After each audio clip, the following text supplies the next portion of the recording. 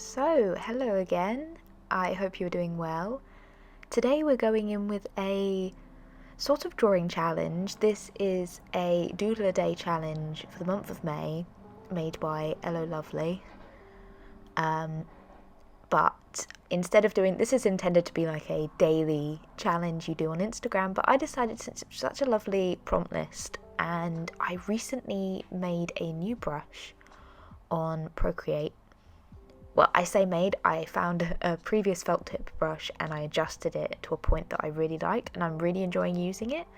And I wanted to test out, because it slightly adjusts how I do my style, not significantly, but a little bit. And I wanted to test out how I did everything with it. So I thought I would follow the first 10 prompts on the list and just make quickly as I could simple images to just test out the pen. I think this is a fun way because often when I try and draw things myself without prompt lists or just going in, I will draw the same things that I'm really comfortable with, and using a prompt list often makes me kind of consider new things. It pushes sometimes for a commission or a job, you may be asked to do something that you don't know how to do. And the more things you've kind of practiced that aren't your normal thing, the better you are going to be that when somebody says, could you draw this random thing like a car? Kind of basic, but you know what I mean. That you're not completely fumbling in the dark. You've got a little bit of experience, because if you've drawn a car in your style, you can kind of draw a truck, you can draw other things from there, you can build on that. So this is a good way of building up your comfortableness in doing single things and building up the range of stuff you can draw. So you are going to see me jumping forth and back a lot in this speed draw, because I tend to, if I'm doing a challenge or something where I want to refer back to my previous ones, I do them in an animation file in Procreate, and then I do them each on a different frame.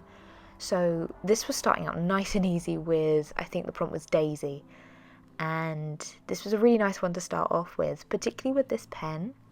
What I've been enjoying is, usually I would set my line art layer to multiply and colour it, and this means that the colouring underneath you'll see the little bits where I've gone out the lines or are wobbly, but doing it with this pen I can keep it as normal and I just colour over the top. It's a lot more of a graphic-y way of doing it, but it's actually really nice, I think, for stickers. It's something, design and style, I probably would use in the future for doing sticker designs. And as you can see, I'm going with flat colours, I'm not shading, I am just doing that line art on the top, a single highlight, and then colours underneath, and it's a lot of fun. But with these prompts, I very much took them quite literally. I started out with a little bit of a sketch on some of them, and then some of them I just went straight in, because often I find it is fun if you have the right style. I mean, I usually will start with a sketch, particularly with this mermaid. When it's a person, I will need a space level sketch, and I think that's good because you work out your proportions before you're just going in for it.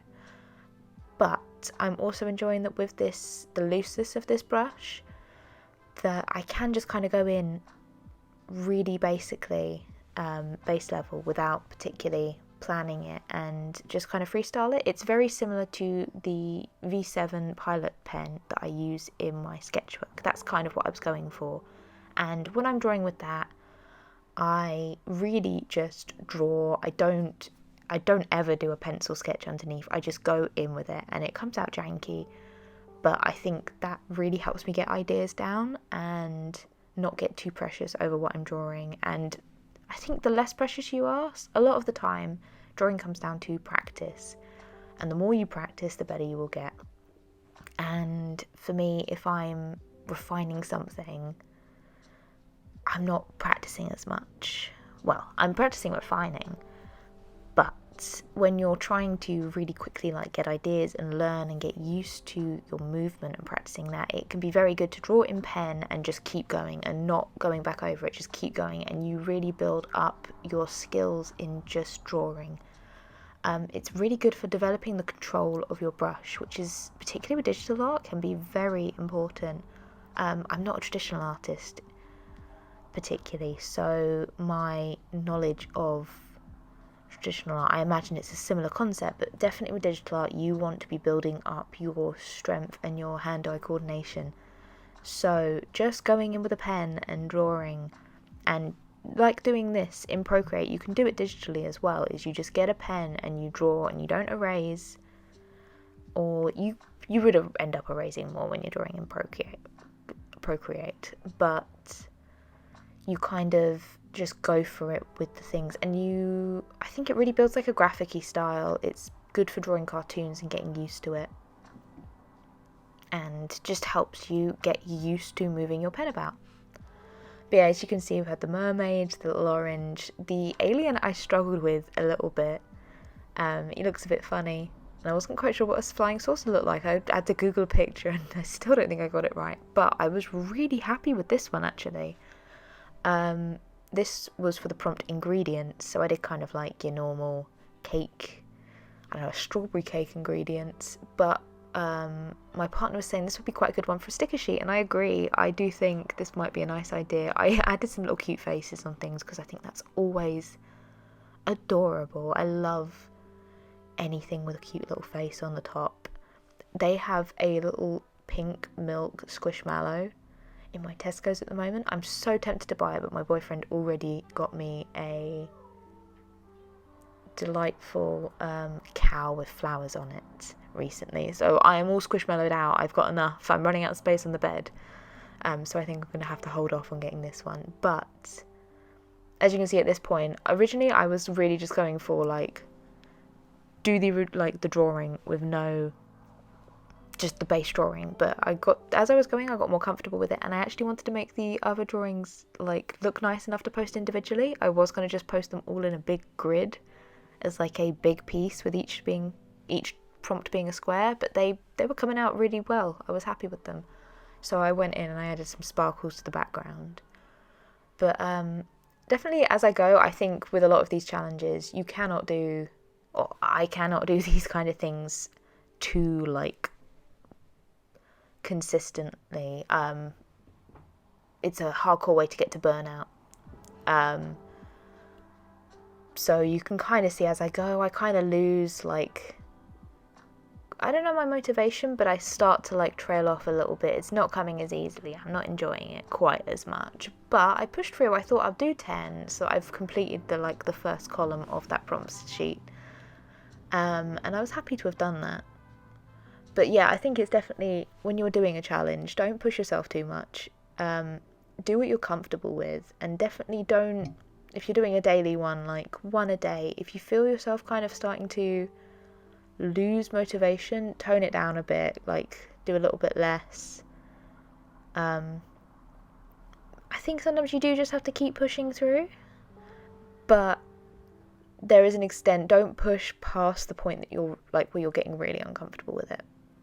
But yeah, at this point I was kind of running out. This one I struggled a lot with the colours actually. I couldn't work out what background colour to do, and I wasn't really sure. I think I went with a whitish background, which is very rare for me. At uni they said always, like one of the tips they said for building which is good for colour design and getting used to drawing on a background, is one of my tutors told me to always use a not white background, and this makes you consider the colour of your background while you're colouring, because particularly the background colour will adjust everything you are drawing.